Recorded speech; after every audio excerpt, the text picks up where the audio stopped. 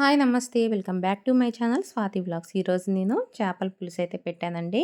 అది మట్టి పాత్రలో పెట్టాను. మట్టి పాత్రలో చేపల పులుసు పెట్టుకోవడం వల్ల ఆరోగ్యం కూడా టేస్ట్ కూడా బాగుంటుంది.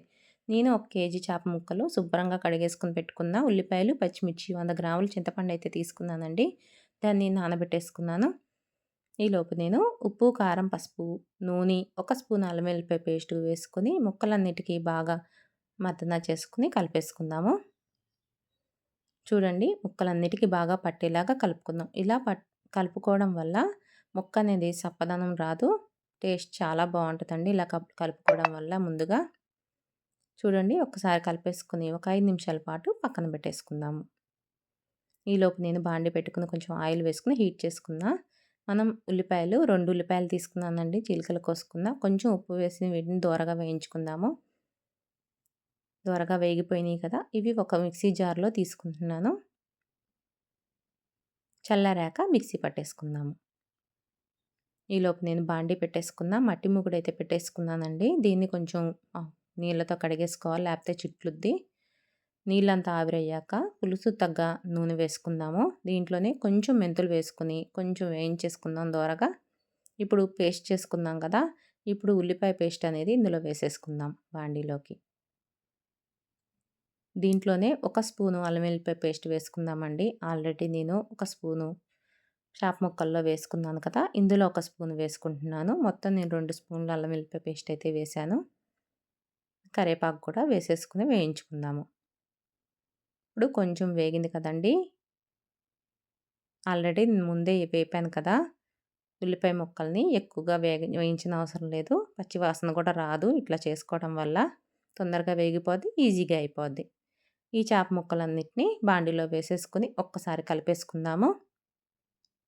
మనం ముందుగా ఇప్పుడు కలుపుకోవచ్చండి. తర్వాత మనం చేపలు అనేది ఇంకా గరిటె పెట్టకూడదు. గరిటె పెట్టకుండానే బాండీని తిప్పుకుంటూ కలుపుకోవాలి. ఇప్పుడు వీటన్నిటికీ ఉల్లిపాయ ముద్ద అనేది మసాలా పట్టించేసి ఒక్కసారి మూత పెట్టేసుకుని కొంచెం వేయించుకుందాము. ఉల్లిపాయ ముద్ద అనేది వీటికి బాగా పడుతుంది కదా. చూడండి, చక్కగా పట్టింది. వీటిని ఒక్కసారి తిప్పేసుకుని చింతపండు గుజ్జు చక్కగా కలిపేసుకుందాము. చిక్కగా పిండుకోండి. చిక్కగా పెట్టుకుంటే చాలా బాగుంటుంది పులుసు. ఎప్పుడు కానీ ముక్కతోనే పులుసు ఉడకాలండి. చూడండి, చక్కగా ఉడుకుతుంది కదా, ఉడుకు పట్టింది చేపల పులుసు అనేది. ఇప్పుడు నేను పచ్చిమిర్చి చిలుకలు కోసి వేసానండి. ఈ టైంలో వేస్తేనే చక్కగా ఉడుకుతాయి. తినేటప్పుడు కూడా పులుసు పట్టి పచ్చిమిర్చి చాలా టేస్టీగా ఉంటాయండి తింటూ ఉంటే. ఇప్పుడు నేను చేపల మసాలా వేసానండి. ఈ ఫిష్ మసాలా అనేది నేను ఇంట్లోనే తయారు చేశాను. ఈ ఫిష్ మసాలా మీరు చూడాలనుకుంటే నేను యూట్యూబ్ షార్ట్స్లో పెట్టానండి. కావలసిన వాళ్ళు నా ఛానల్కి వెళ్ళి చూడొచ్చు. ఒక్కసారి తిప్పేసుకుని మూత పెట్టేసుకుంటున్నాను. ఇప్పుడు నాకు ఉప్పు కొంచెం తగ్గిందండి.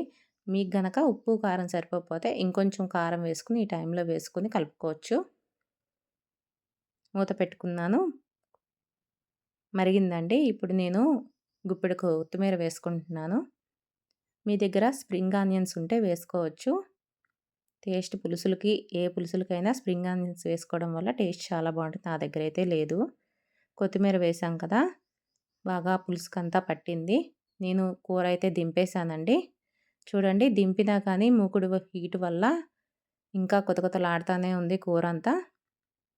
చూడండి, ముక్క కూడా కొంచెం కూడా చెదురవ్వలేదు. ఎంత బాగా కుదిరిందో నేను టేస్ట్ చూశాకే మీకు చెప్తున్నానండి. చాలా బాగుంటుంది కూర అయితే ఇట్లా కనుక మీరు చేసుకున్నారైతే. మీకైతే నచ్చిందా అండి? నచ్చితే కామెంట్ రూపంలో నాకు తెలియజేయండి.